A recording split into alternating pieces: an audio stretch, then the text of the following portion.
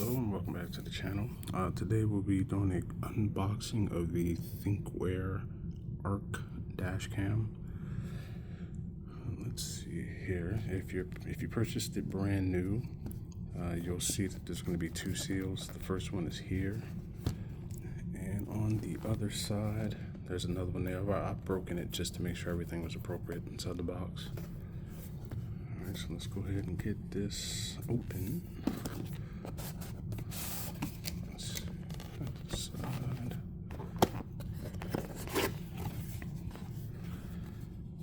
Alright, and this is a lot smaller than I was expecting. If I had to gauge it, and I'll put a link for the specs, but if I had to gauge it, it almost is the size of an old Nokia 3390. Very, very small, very light as well. What made me decide to go with this model is the fact that it does have a rear camera option. There's a port up here that the rear camera plugs into. If you needed a GPS module, it also has it as a plug for that as well. And then here's your power port over there. One of the other reasons I like this model is because it actually has a touchscreen. They do have some models are a little bit cheaper that do not have a screen, but the only way you can interact and use it is with an app, which I really didn't think would be necessary if I just want to kind of be on the go and get it going. Let's see what else we have here in the box.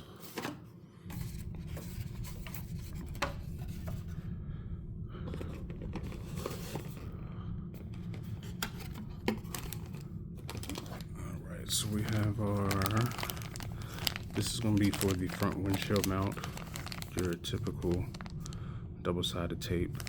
One of the things that I saw in the instructions at their website but not kind of mentioned is when you install the front camera, you basically want to make sure that it's centered with your hood line, but you have to actually see it turned on to center it. You can't just take the lens and center it. They may not actually do it. You also want the bottom quarter of the picture to just be the hood. It shouldn't be any more than that, because then obviously it's going to defeat the purpose of it. And another cool thing about this, the way they did their mechanism, is that if you do not want to keep your camera installed all the time, it actually just slides in and slides out. So if you got it attached, this is where it's going to be hanging down. If you don't want to leave it up there, you just slide it to the right, and you can put it away or take it with you. It does also have a thermal resistor in it that will protect it whenever it starts to overheat, which is another reason I decided to get it.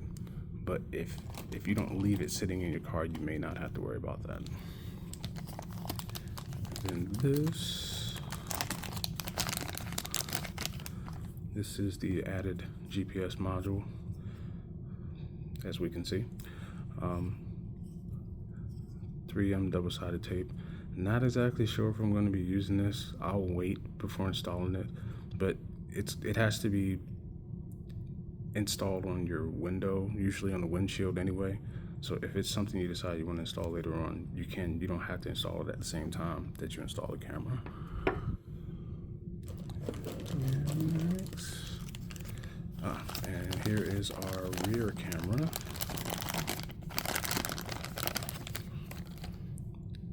Again, very, very, very small. Got our 3M double tape here. It does have some small adjustments. And from what I was reading on this, you can install it on the glass, but if you don't want to install it on the glass, you can also put it on the plastic that is directly above the rear window. If you have it, for instance, if you have an SUV or that type of vehicle, it'll have enough plastic up above the window that you could put this and still be able to angle it down without putting it on the window itself. But yeah, as you can see, very, very, very small, very light. And let's see what else we got next. And these are our installation wires. Get these out of the way. And the company does offer an OBD port plug for powering. I saw mixed reviews of it. Some people saying that it does work, others saying that they started getting some weird issues afterwards. So I just decided to forego it completely and just hardwire instead. If you've ever hardwired anything in before, it's actually not too difficult. Our black, that's going to be our ground wire.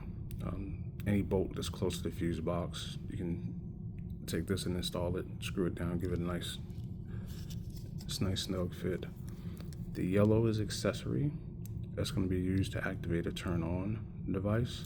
And then your red is going to be a constant power. Probably something like hazard lights is something I would use for this, maybe even door locks inside the fuse box. And for the accessory, probably mirrors. Something that you know for sure, it could be mirrors, radio. Don't put it on anything critical like your airbags or something like that. Just anything that only turns on when the car is on is what you want to use for yellow. And if you're still not sure, make sure you get a multimeter and check the voltage with the car turned to accessory or turned off. And then once that's all, once you have that plugged up, this is the part that plugs directly into. This plugs directly into the unit right here.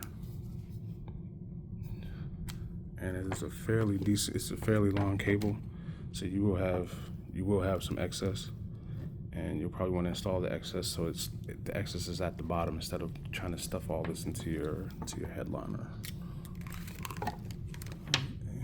Let's see what else we got. And for those who do not feel comfortable dealing with a fuse box or wiring of any sort, or if you do plan to move from multiple vehicles, they do also include a plug that just goes into your cigarette lighter. You can't get any simpler than this. This also does have a really long cable, so if you have more than one outlet in your car, it is possible. For instance, if you have one inside your console, you could plug this into your console, and I mean, as you can see, you can already tell this is a really long wire. And then you could just run this up to your headliner instead if you want. But if you just wanted to keep it simple, be able to plug and go, you could just use this instead. Alright, next thing we got here.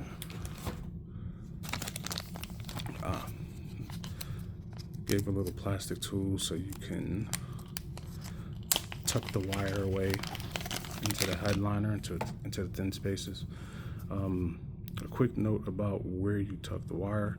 If you have a newer vehicle and it has side curtain airbags, you have to be careful about the area that you're putting the wire, because you don't want it to potentially be in the path of the airbag. So you either want it above or behind where the airbag is running. But it's really cool they actually gave this, because there may be some parts you have to just pry apart a little bit just so you can stick the wires in.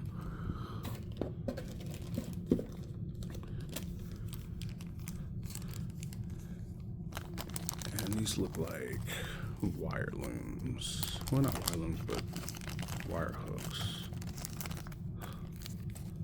Yeah, that's exactly what these are. So if you happen to do the install but you have excess wire sitting out, then you can take these and place them appropriately, so you can either have the wires loop around them. Just makes it a lot cleaner to install if needed.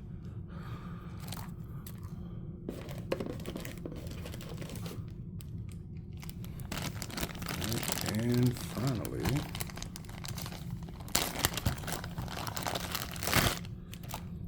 this is the cable for the rear camera, and it is very long, very, very, very long. It has a mini type B connector. Your best bet for this is probably going to be to install up near the headliner and loop around to the back, unless you have some other way of running it down beside the, probably say, the lower trim of the car, as if you're doing a speaker install, like if you're installing an amp or something like that and you already have that pathway set. Otherwise, running this up top is going to be your easiest option.